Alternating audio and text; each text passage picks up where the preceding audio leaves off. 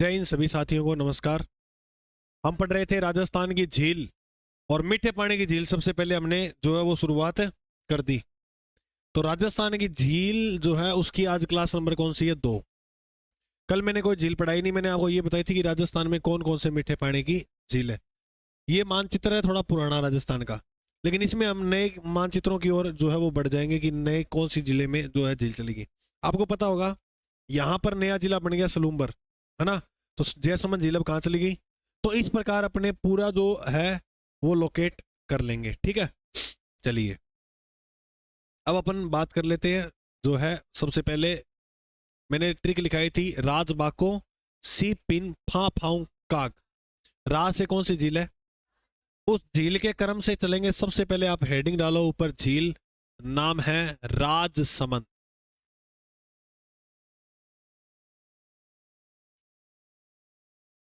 राजसमंद झील पहले भी राजसमंद में थी, आज भी राजसमंद। एक रेलवे स्टेशन है इस प्रकार, क्या है? Railway station. रेलवे स्टेशन का जो नाम है वो है कांकरोली। कौन सा रेलवे स्टेशन है? Kankroli railway station. Railway station Kankroli railway station जो है वो राजस्थान के कौन से जिले में है? और इसी राजसमंद झील की बात करें तो ये कांकरोली रेलवे स्टेशन के अंदर है। आप मानचित्र देख रहे होंगे, राजसमंद जो झील है वो इस प्रकार से जो है वो बनी हुई है। ठीक है, राजसमंद झील की अगर हम बात करें तो इस झील की कहानी शुरू होती है निर्माण से।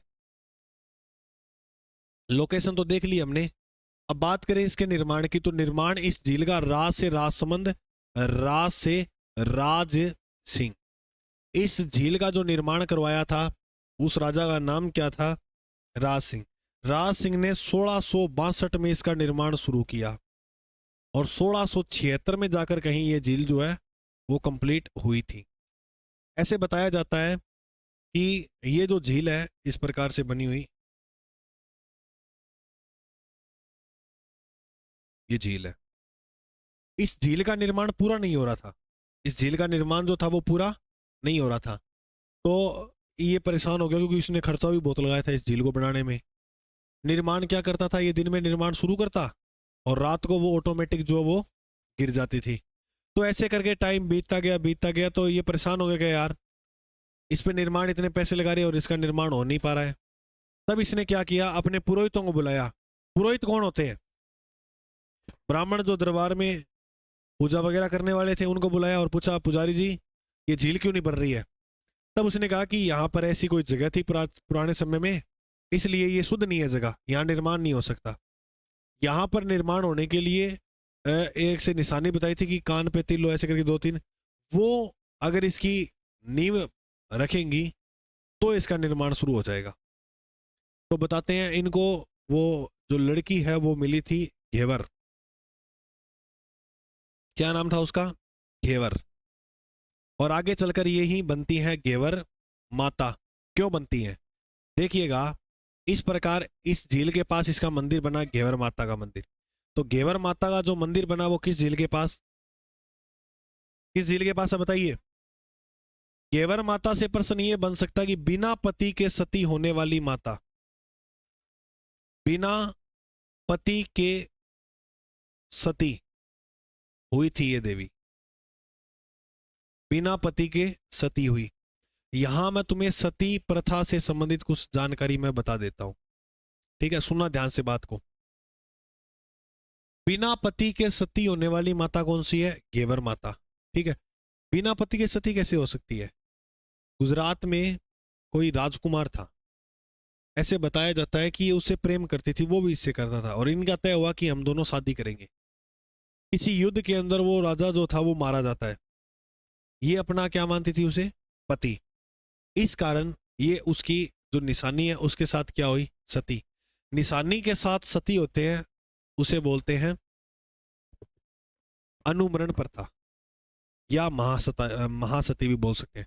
अनुमरण का मतलब किसी की निशानी के साथ सती होना, महासती कहलाता है ना। सती को मतलब है जब पति की मृत्यु हो जाती थी तो महिलाएं जो है वो क्या दिया करती थी, उसके पीछे चिता में अपना भी बलिदान दिया करती थी। या कोई पति मर गयो, थारा पीछे हाथों हाथ बाकू, मतलब बीच चिता के अंदर ही देखो, नहीं कर था मारू है कोई अच्छी बात थोड़ी है। ते मार के राजी होगी पत्नी ने।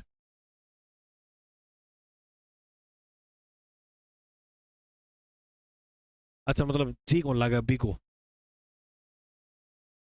अच्छा मान लो जो महिला सती नहीं होती थी, जिद कर ले मैं तो कौन मरूँ, वो मर गयो, आपकी जान ले गयो, मैं क्यों जाऊँ ये पीछे, उस महिला को समाज निकाल कर देते थे। समाज में कोई भी फंक्शन हो गयो, होली को जिया प्रोग्राम हो जिया होली का दिन करना, तो कोई भी फंक्शन होता था उसका उसमें भाग लेना अनिवार्य नहीं था, क्योंकि उसे जो मतलब ऐसे बताते थे कि जो वो अशुभ औरत है उसको अपने इनमें, क्योंकि उन्हें सती नहीं हुई अपने पति के पीछे, इस प्रकार की एक कहानी आती है। ठीक है, तो बिना पति के सती कौन हुई थी, घेवर, और घेवर माता का मंदिर किस झील के पास है, और घेवर माता ने इस झील की क्या रखी थी, नींव। तो घेवर माता ने किस झील की नींव रखी, सती प्रथा की बात बताओ। सती प्रथा की प्रथम जानकारी मिलती है एरन अभिलेख में।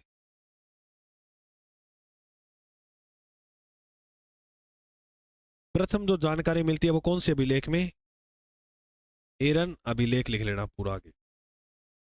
एरन जो अभिलेख है वो 510 ईस्वी का है। एक राजा हुआ था भानुगुप्त, उसने लगवाया था गुप्त काल के अंदर।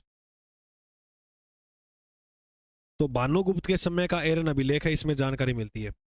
सती माता का मंदिर कहाँ है, घेवर माता नहीं पूछ रहा, सीधो सती माता। तो सती माता जो नारायणी माता के नाम से जानते हैं ना झुंझुनू में, क्योंकि उसका पति था तंदन दास। तो तंदन दास जो है वो सबसे पहले सती हुई थी ये। ठीक है, तब इसको सती माता के नाम से जानते हैं। रानी सती राज कर है झुंझुनू रे माहे, मारो श्याम बसे खाटू माहे। तो सती माता को मंदिर झुंझुनू में। और सती रासो ग्रंथ किसने लिखा था, तो सती रासो जो ग्रंथ लिखा था वो लिखा था सूर्यमल मिश्रण जी ने। सूर्यमल मिश्रण। ये दो तीन बातें थोड़ा नोट लगा के आप याद कर लें। ठीक है, अब सुनिएगा ध्यान से। एक तो बना हुआ है इसके पास किसका मंदिर, घेवर माता का मंदिर। और घेवर माता की अगर हम बात करें तो घेवर माता के थोड़ा सा दूर स्थित एक मंदिर और है, और वो जो मंदिर है दूसरा वो है द्वारिकाधीश का।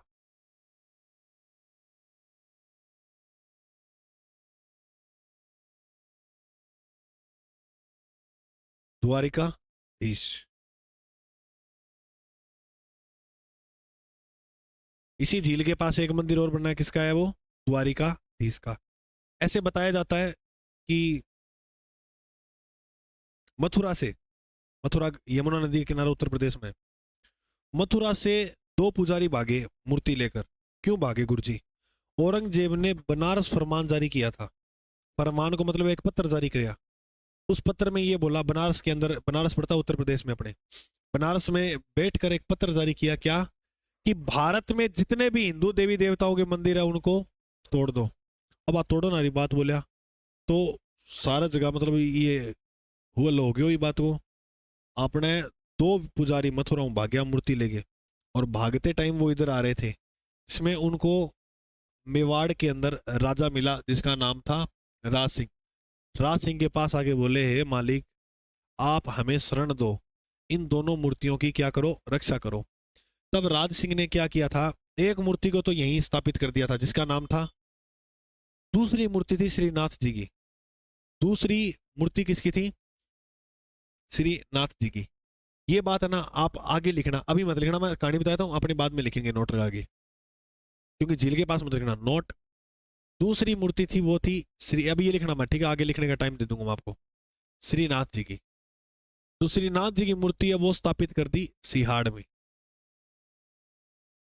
सिहाड़ कहाँ है, यहीं पर राजसमंद में ही, लेकिन इस झील के किनारे नहीं बना हुआ ये बात याद रखना, सिहाड़। और ग्राम सेवक में प्रश्न आया, सिहाड़ मतलब सिहाड़ का नया नाम क्या था, नाथ। और ये प्रश्न आया था कि नाथ द्वारा का नाम बदल के, सॉरी, नाथ द्वारा का प्राचीन नाम क्या था, सिहाड़। और नाथ द्वारा कहां पर है, तो दूसरी, क्यों नाथ द्वारा नाम क्यों पड़ा? यहां पर किसकी मूर्ति लगी थी? तो श्री नाथ जी के कारण सिहाड़ का नाम क्या पड़ा था? तो नाथ द्वारा नाम किया। अब याद रखना, नाथ द्वारा कहां पड़ता है? राजसमंद में वर्तमान में। नाथ द्वारा की फेमस चीज डांग नृत्य है। डांग नृत्य कहां का फेमस है? गुलाबी गणगौर, गुलाबी गणगौर कट्ठे की फेमस है। नाथ द्वारा राजसमंद, ये दो बातें आपको याद रखना। चलो अब इधर देखो एक बार। एक तो याद रखना द्वारिकाधीश और एक गेवर माता। इसी में यहां एक महोत्सव का आयोजन होता है जिसका नाम है अन्नकूट। इंपॉर्टेंट प्रश्न है, याद रखना। अन्नकूट महोत्सव जो है वो इसी झील के पास राजसमंद में। अन्नकूट महोत्सव कहाँ का है? ये प्रश्न आया हुआ एग्जाम में। अन्नकूट महोत्सव कहाँ का है? अन्नकूट फेस्टिवल कहाँ का है? राजसमंद का। ठीक है, इतना लिखो।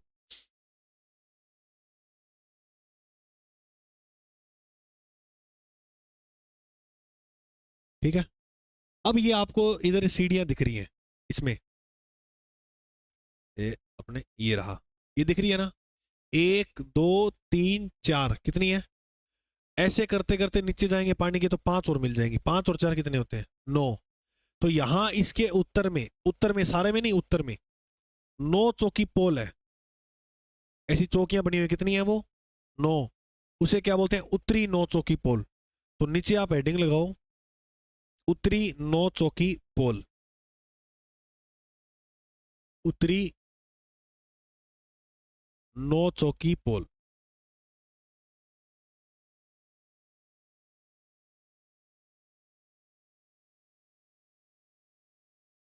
राजसमंद झील के पास क्या है? उत्तरी 9 चौकी पोल। इन उत्तरी 9 चौकी पोल पर संस्कृत भाषा के अंदर लिखी गई है राज प्रशस्ति। क्या लिखी गई है? राज प्रशस्ति। राज प्रशस्ति। अब देखो राज प्रशस्ति से क्या क्या प्रश्न बने। पहले तो आप ये बताओ किस भाषा में लिखी गई है, एक ये बताना। किस शासक ने लगवाई थी? इसकी रचना कितने की? कितने शिलालेखों पर है? जानकारी किसकी मिलती है? ठीक है, चलो इतना पढ़ते हैं एक बार। भाषा बोले तो संस्कृत। संस्कृत भाषा सभी भाषाओं की जननी है, क्योंकि सारों पहले जो भाषा आई थी भारत में अपने वो संस्कृत थी। ठीक है, आप पढ़ोगे ना तो ऐसे पढ़ोगे, हिंदी भाषा की जननी भी किसे मानते हैं? संस्कृत को। शासक, शासक की यदि आप बात करा तो शासक को राज सिंह, राज सिंह ने लिखवाई थी ये। रचना जो की थी वो की थी रै से राज प्रशस्ति, रै से रण छोड़, रण छोड़ भट्ट तेलंग। रण छोड़ भट्ट तेलंग। शिलालेख, कितने शिलालेखों पर है? 25 काले रंग के शिलालेख है। 25 संख्या है, कौन से रंग है? काले रंग के। ठीक है, जानकारी, जानकारी जो मिलती है वो मेवाड़ इतिहास की। इस प्रशस्ति में जानकारी किसकी मिलती है? मेवाड़ इतिहास की, मेवाड़ के इतिहास की। मेवाड़ इतिहास में जो घटना है इंपॉर्टेंट वो ये याद रखनी है इसमें कि जानकारी जो मिलती है वो बप्पा रावल से, एक राजा हुआ था मेवाड़ का, वास्तविक संस्थापक माना जाता है इसे। पहला तो गुआदित्य हुआ, उसका नाम नहीं मिलता। बप्पा रावल से राज सिंह, यानी ये राजा खुद हुआ ना, अपना तक इतिहास लिखवाएगा, आगे वालों को तो कैसे लिखा देगा, राजा ही नहीं बने वो। बप्पा रावल से राज सिंह तक जो इतिहास है वो इसमें लिखा गया है। किस भाषा में लिखा गया है? संस्कृत में। मोस्ट इंपोर्टेंट प्रश्न ये आता है इसमें कि इसके बीच में एक राजा हुआ था इतने शासकों में, और उस शासक का नाम जो था वो था रतन सिंह। रतन सिंह पद्मनी का पति, याद है ना आपको? ये वो है। तो रतन सिंह का नाम नहीं मिलता इस प्रशस्ति में,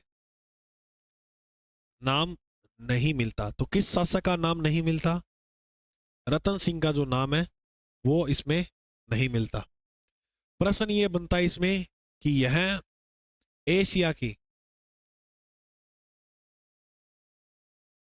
सबसे बड़ी प्रशस्ति है, सबसे बड़ी प्रशस्ति है। ठीक है, अब इस झील के उपनाम, ये जो झील है इसके उपनाम,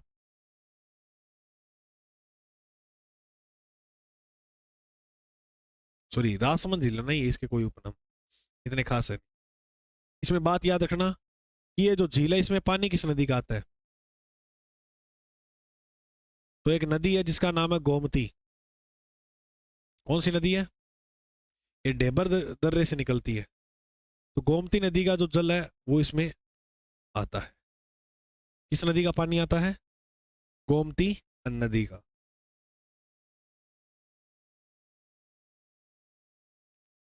इस प्रशस्ति में 1917 श्लोक है।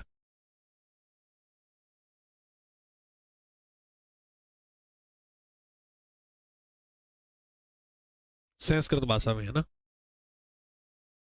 अब एक बात और याद रखना, एक तो जानकारी मिलती है बप्पा रावल से राज सिंह तक इतिहास की, दूसरी मेवाड़ मुगल संधि, मेवाड़ मुगल जो संधि हुई थी वो जानकारी।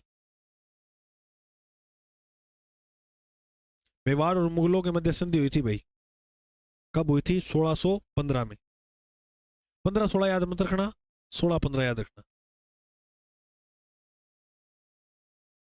तो मेवाड़ मुगल संधि की जो जानकारी मिलती है वो भी इसी प्रशस्ति के अंदर मिलती है। ठीक है, ये बात याद रखना। गुरुजी, राज सिंह तक थोड़ी मेवाड़ का इतिहास रहा था, भोपाल सिंह तक रहा था, तो शेष मेवाड़ इतिहास की जानकारी किसमें दी गई है? तो लिखेंगे शेष, यानी इसके बाद जो बच गया इतिहास, शेष मेवाड़ इतिहास की जानकारी वो दी गई है अमर काव्य वंशावली में। अमर काव्य वंशावली, अमर काव्य वंशावली। इसकी रचना भी किसने की थी? रणछोड़ भट्ट तेलंग ने।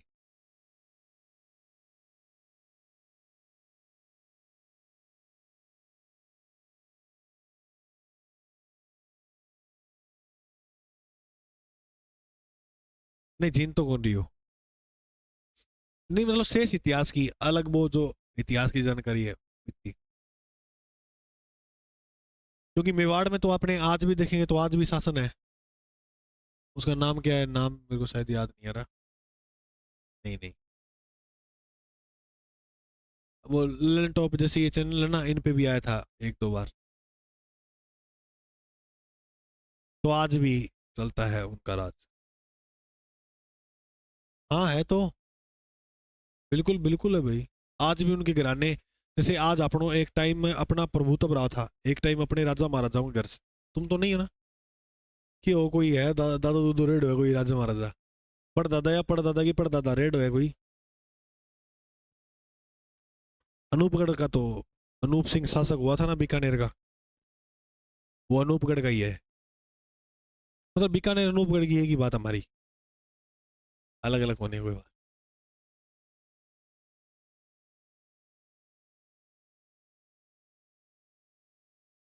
चलो बताओ, इतना लिख लिया आपने?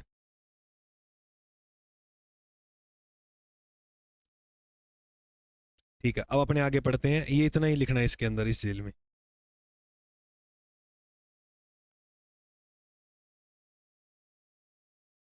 हाँ, लक्ष्य, लक्ष्य राजपूत है, वर्तमान में वो कर रहा है मेवाड़ पे राज। चलो बोलो, इतना लिख लिया? तो देखो, राजसमंद झील कांकरोली रेलवे स्टेशन के पास राजसमंद में राज सिंह ने इस झील का निर्माण करवाया। अब रिवीजन कर रहा हूं, थोड़ा ध्यान इधर दे लो 2 मिनट। 2 मंदिर है, द्वारकाधीश का मंदिर है और घेवर माता का है। मेन मंदिर था, वैसे और भी होंगे, कोई पास गए नहीं हुए अपने कभी। बिना पति के सती हुई है, और झील की नींव जो रखी है वो घेवर माता ने। अन्नकूट महोत्सव इसी के किनारे है।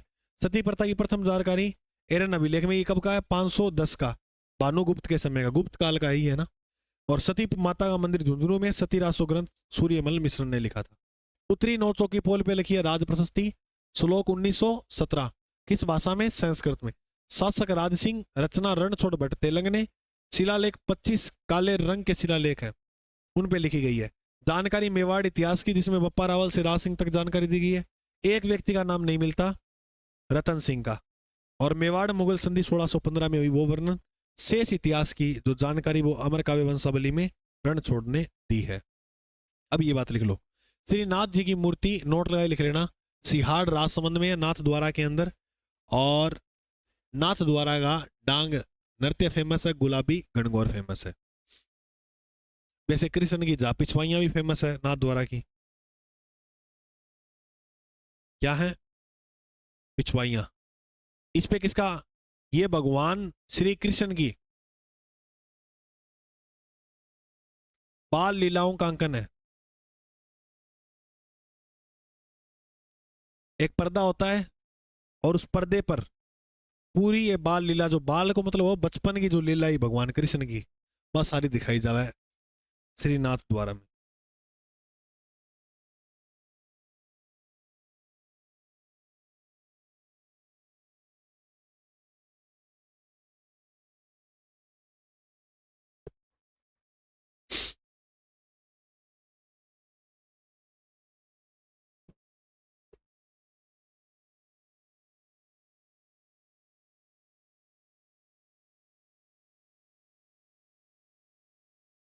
हाँ जी, लिख लिया आपने ये?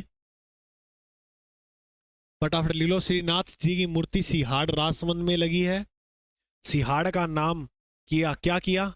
नाथ द्वारा। और नाथ द्वारा का डांग नृत्य प्रसिद्ध है, गुलाबी गणगौर फेमस है, पिछवाई कला फेमस है। पिछवाइयाँ एक पर्दा होता है व्हाइट कलर का, जिसे प्रोजेक्टर से नहीं दिखाते अपने पहले पुराना टाइम में फिल्म देखता भी टाइम में, जैसे सिनेमा और चलता है, तो वो चीज उसमें भगवान कृष्ण की बाल लीलाओं का अंकन है। ये थोड़ा अलग टाइप का होता है, वैसा नहीं होता सिनेमा घर की तरह। बोलो, इतना समझ में आया? अब इसके बाद वो झील पढ़ेंगे, उसका नाम है जयसमंद झील।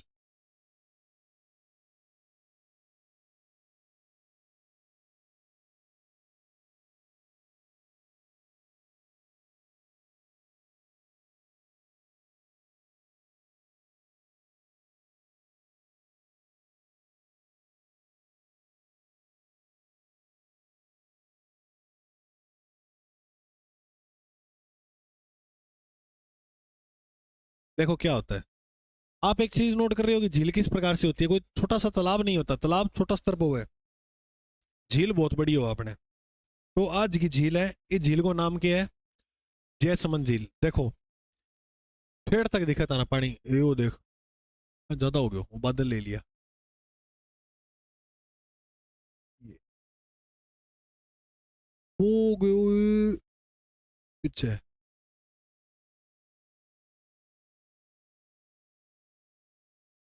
ये देखो इतनी बड़ी आकृति पूछ ले एग्जामिनर तो क्या बताओगे?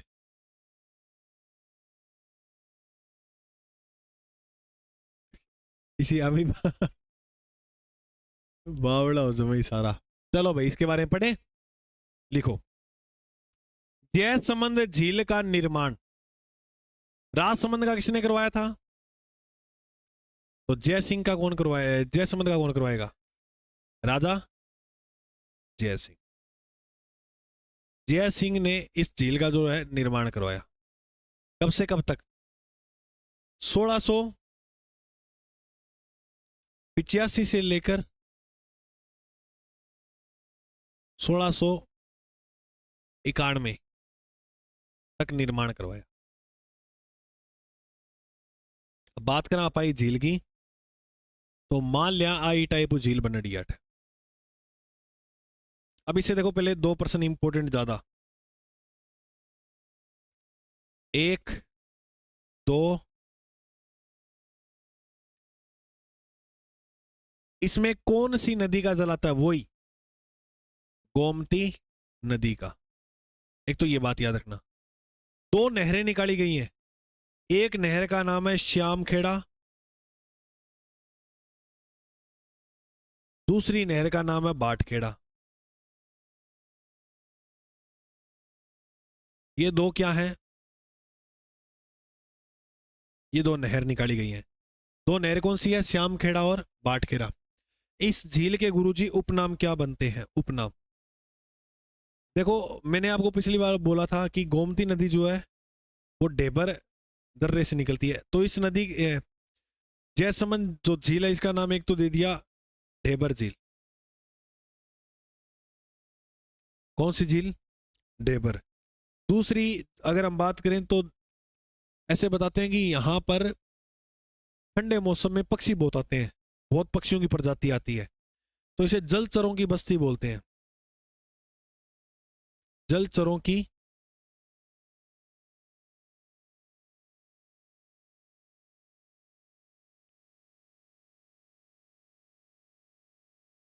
और तीसरी बात लिखना, राजस्थान की सबसे बड़ी मीठे पानी की झील।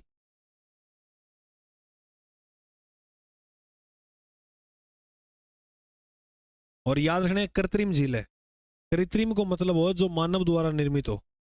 एक तो होती है प्राकृतिक झील, प्रकृति ने बढ़ावा जी की, ज्वालामुखी वो बताया था ना, वो फटने से बनता है। तो ये ऐसे बताते हैं कि मानव द्वारा निर्मित झील है ये।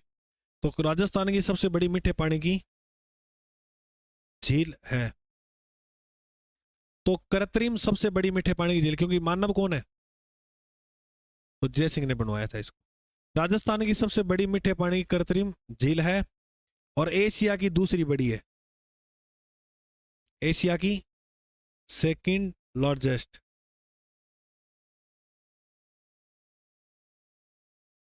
पहली कौन सी है गुरुजी?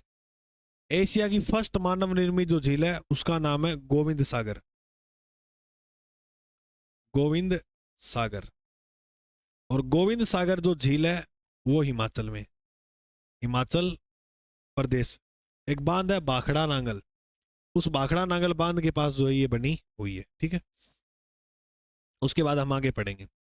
इसके किनारे एक मंदिर भी बना हुआ है और ये मंदिर है नर्मदेश्वर महादेव का।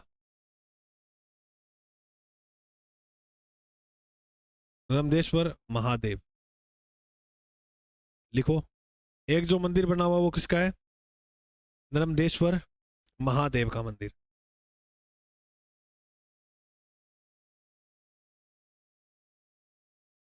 इस झील के अंदर आप अगर देखोगे तो इसमें 7 टापू बने हुए हैं। कितने टापू हैं? 7 टापू। टापू क्या होते हैं? टापू को मतलब हो जैसे मान लो यहां पर कोई महल बन गया या कोई होटल बन गया, या पहले महल होगा उसके वर्तमान में होटल बना दिया होगा। तो इस प्रकार से यानी टापू को मतलब जी के चारों ओर जल हो है। ठीक है, जल के अंदर। तो इसमें कितने टापू है? 7 टापू। कितने टापू है? 7। अच्छा, अगर आप कभी भी सलूम्बर जाओ घूमने के लिए, है ना, तो आप सलूम्बर में, यानी पुराना टाइम में उदयपुर जाता घूमने, अब सलूम्बर बन गया तो सलूम्बर में घूमने जाओगे तो इस झील के पास जाकर एक फोटो जरूर खिंचाना, पक्का। मैं कहता हूं ऐसे लगेगा तुम्हें तुम मोरक्को में आगे या न्यूयॉर्क में खड़े हो। सच में कह रहा हूं भाई। और शाहरुख खान वाला एक्शन हो जाए ऐसे वाला इस झील के आगे, तो तुम क्या लग रहे हो भाई, ओसम, शेर की तरह खड़े हो। तो ठीक है, अब इतना याद रखने के बाद इसमें आगे लिखना,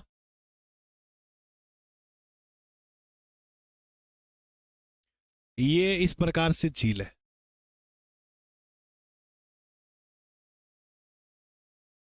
कितने टापू हैं इसमें? 1 2 3 4 5 6 7। सबसे बड़ा जो टापू है, यानी 7 टापू हैं, 7 टापू हैं। इसमें कौन सी जनजाति रहती है?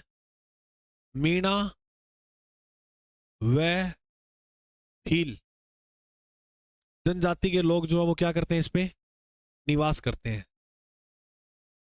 निवास करते हैं, मीणा व भील निवास करते हैं।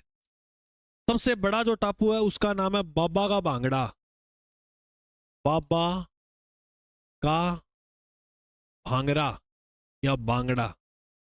बाबा का भांगड़ा। और छोटी प्यारी, छोटी टापू का नाम, सबसे छोटा टापू है छोटा टापू।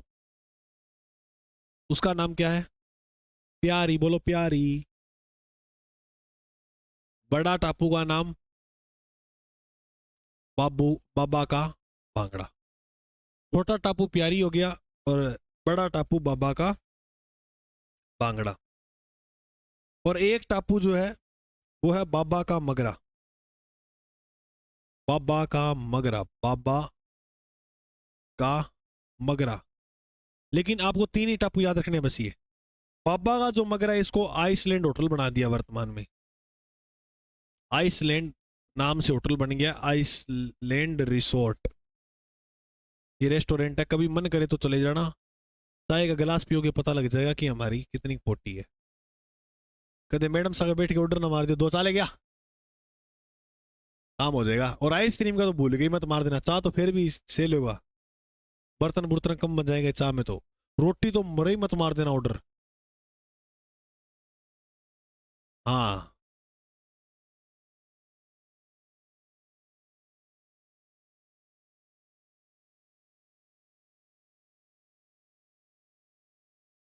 कितने टापू हैं? 7। इसी के पास 6 ओदियां बनी है। मैं छोटा मोटा होटल में कौन जा, बड़ा बड़ा में जावा। जी हाँ, ट्रक आ रहा रोटी खाओ ना, बड़ा बड़ा होटल। ऐसा होटल खाओ रोटी। कितनी ओदियां हैं? 6। ओदियां को मतलब हुआ है कि राजा महाराजा शिकार करता बेटे। Very good madam. बिल्कुल बिल्कुल बिल्कुल, आप सही बोल रहे हो। अब राजा महाराजा शिकार कर ला रहा है, रानी ऐसी थोड़ी है शेर के आगे आगे ये देखेगी हाँ कर शिकार देखूं तन मैं। शेर तो किसी को खा सकता है। अब राजो रानी ने बचाया या खुद ने बचाया है? खुद ने। हाँ, मार दियो रानी ने। इसलिए जब जानवर या शेर जो भी शिकार करते थे, तो रानी की एक रानी वास्ते एक विशेष स्थान बना तो राजो की मन बैठा खड़ी होगी देख का। जोरोका टाइप में मान लियो कि टाइप में एक स्थान बनाए तो बैठा बात देखती क्या। ओसम भाई, भाई नहीं सॉरी, ओसम। क्या शिकार कर रहे हो, कैसे मिथुन दादा की तरह शेर के मार रहे हो। तो वो सुपर नाइस लुक, जो भी। तो कहने का मतलब ये है, रानियों को शिकार दृश्य बनाया गया था, ओदियां। तो ये क्या थी? शिकार दृश्य देखने के लिए, शिकार दृश्य हेतु, शिकार देखने के लिए ओदियां बनाई थी। ठीक है, कितनी ओदियों की संख्या कितनी? तो टापू कितने हैं? 7। ओदियां कितनी? 6। बड़े का नाम बाबा का बांगड़ा, छोटा प्यारी। बड़ा का नाम बोलो सारे, बाबा का बांगड़ा। बाबा का बांगड़ा बोलो एक बार और छोटा, छोटा। इस झील के पूर्व में जाएंगे, पूर्व में एक पठार बना हुआ है। क्या बना हुआ है? इस पठार का यानी कौन सी दिशा में है? पूर्व में। इसका नाम है लसाड़िया का पठार। लसाड़िया का पठार। इसके पूर्व में कौन सा पठार बना हुआ है? लसाड़िया का पठार। अच्छा, लसाड़िया का जो पठार है पहले कौन से जिले में पड़ते थे? उदयपुर में। अब कहां पढ़ोगे? ठीक है, ये बात याद रखना।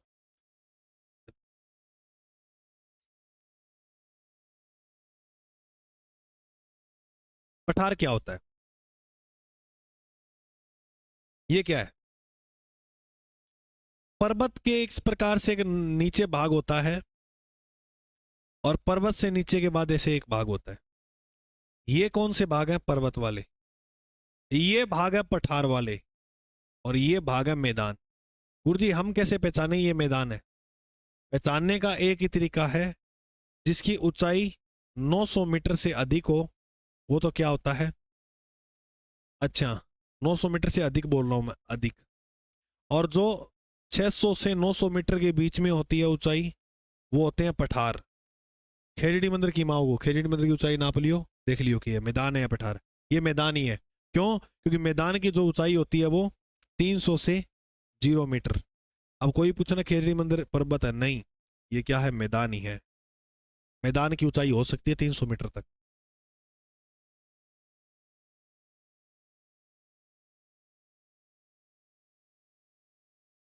ठीक है, इतना लिख लिया।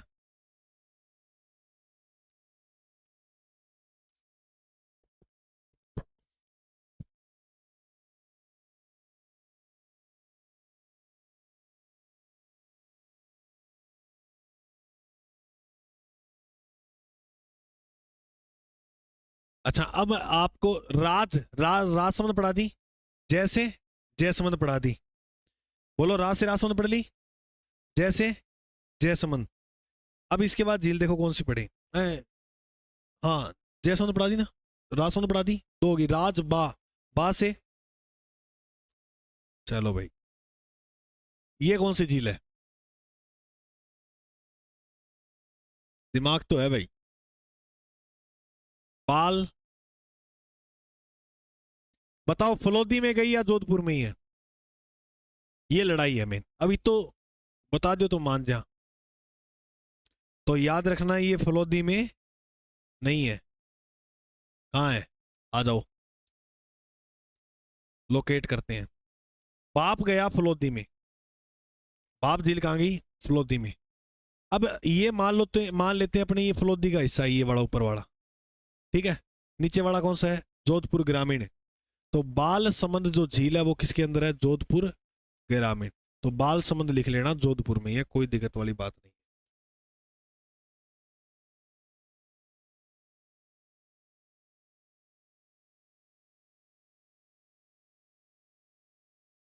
तो बताओ भाई, बाल समंद जो झील है वो कहां पर है? बस इतनी बात याद करनी है, इसकी कोई विशेष बात याद नहीं है। नहाओ तो थारी मर्जी है, ठंड में ही पानी में ना नहाओ तो आज आगे। हाँ, कड़ पलट पड़े वो नहीं, बैठे हुए राजी हो गए। खड़ा किसी झील आ गए। वाह भाई वाह, देखते ही पहचान गए।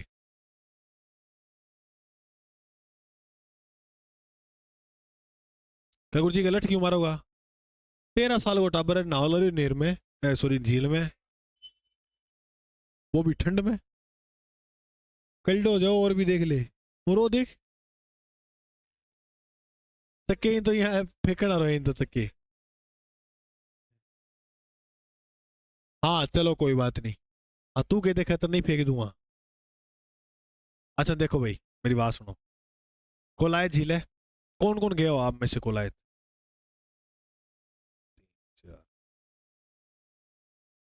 200 बच्चों के हाथ ऊपर है, मतलब तुम इतने लोग गए हो, कोई बात नहीं। तो थे मर्जो बोल रो लो तो ही नहीं आएगी आवाज, तुम कितने ही मारो चिंगाड़े नहीं आएगी आवाज। हाँ, अरे इसको सिर धोने दो, तुम मत बोलो बीच में। वो पीछे खड़ो हो जाओ, सेन सकत नहीं है। ठीक है सुनो, तू भी नाले तो खड़ा क्या कर रहे? हो गया, आज बार मेरी बारी आओगी फिर। चलो मजाक की बात थी, थोड़ा पढ़ाई में एंजॉयमेंट भी जरूरी है। एक टाइम था जब सब कुछ खोकर तुझे पाने की तमन्ना थी। एक समय था जब सब कुछ खोकर तुझे पाने की तमन्ना थी। अब तो तू खुदा भी बन जाए तो भी सिजदा ना करूं। चुप चुप चुप, बस। बात समझे या नहीं समझे? बस। तो कोलायत तो झील है, बा है अपने बीकानेर जिला में, मीठा पानी की झील अभी एक कोलायत झील। इसी झील के पास, इसी झील के पास, कोलायत के झील के पास कपिल मुनि की तपस्या, ये एक प्राकृतिक झील है। कैसी झील है? प्राकृतिक, प्राकृतिक झील है। एक तो ये बात लिखो, कैसी झील है? प्राकृतिक झील है। इसे शुष्क मरुस्थल भी बोलते हैं। एक ये उपनाम हो गया, दूसरा उपनाम क्या हो जाएगा? शुष्क मरुस्थल।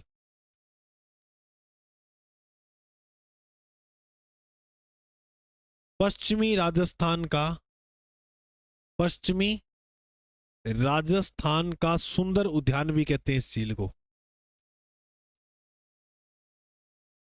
ये तो इसके उपनाम हो गए। ऐसे बताया जाता है कि इस झील के किनारे, किनारे, जैसे ये झील हो गई,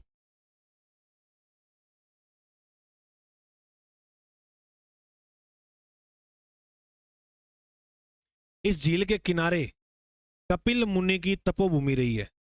कपिल जो मुनि था उसने क्या की थी यहाँ तपस्या। तो कपिल मुनि की तपोभूमि किसे कहते हैं? कोलायत झील को। कपिल मुनि का यहां पर मेला भी भरता है। मेला दिलों का आता है, एक बार आके चला, क्योंकि एक बार ही आता है ये साल में। वो आता है कार्तिक पूर्णिमा को। कार्तिक पूर्णिमा। और कार्तिक जो पूर्णिमा है, कार्तिक जो पूर्णिमा है वो महीना कौन सा है? नवंबर। कौन सा महीना है? तो नवंबर के महीने में मेला लगता है किसका भाई? कपिल मुनि का है। कीपल लिख दियोगे? मैं देख रहा था तुम्हारा ध्यान कहाँ है मेरे भाई। बिल्कुल तुम पढ़ने वाले हो। कपिल, कितना प्यारा नाम है कपिल।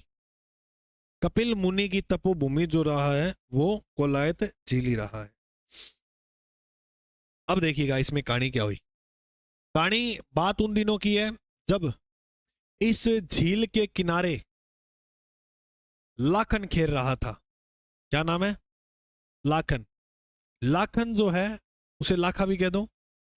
ये करणी माता का गोद लिया पुत्र था। करणी माता का गोद किससे लिया था? अपनी बहन से। करणी माता की सिस्टर को नाम हो गुलाब कंवरी।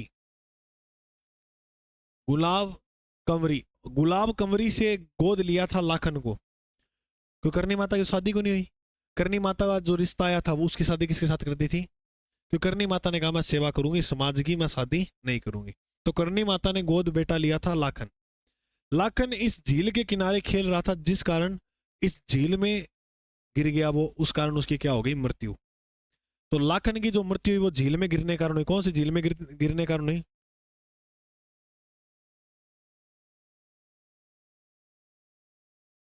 झील में डूबकर। करणी माता किस जो है जाति की देवी है? चारण जाति। चारण जाति के लोग इस झील में स्नान नहीं करते, अशुभ मानते हैं वो।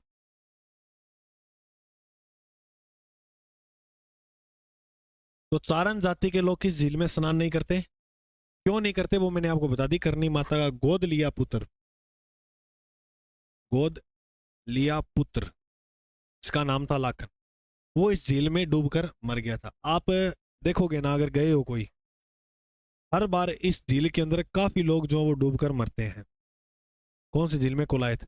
अब ये नहा रहे हैं जिस पर, अब तो इसमें बहुत अच्छा कर दिया है काम। अब गए हो तो इन दिनों में यहाँ पर क्या है, पहले तो थोड़े और बात करें तो सांकल वगैरह लगाई हुई थी यहाँ। अब तो इसमें क्या लगा दिए हैं? मतलब सांकला सी मतलब बांध दिया पूरी तरह कि अगर उसको पकड़ के आराम से नहा सकते हो यहाँ पर। लेकिन आप कभी ऐसा रिस्क लेना मत अगर तैरना ना आता हो तो। सांकल एक बार जैसे डुबकी लगाते हैं ना तो उसमें हवा भूल जाते हैं, अपने स्नान करते हैं तो क्या सांकल से हाथ छूट भी सकता है।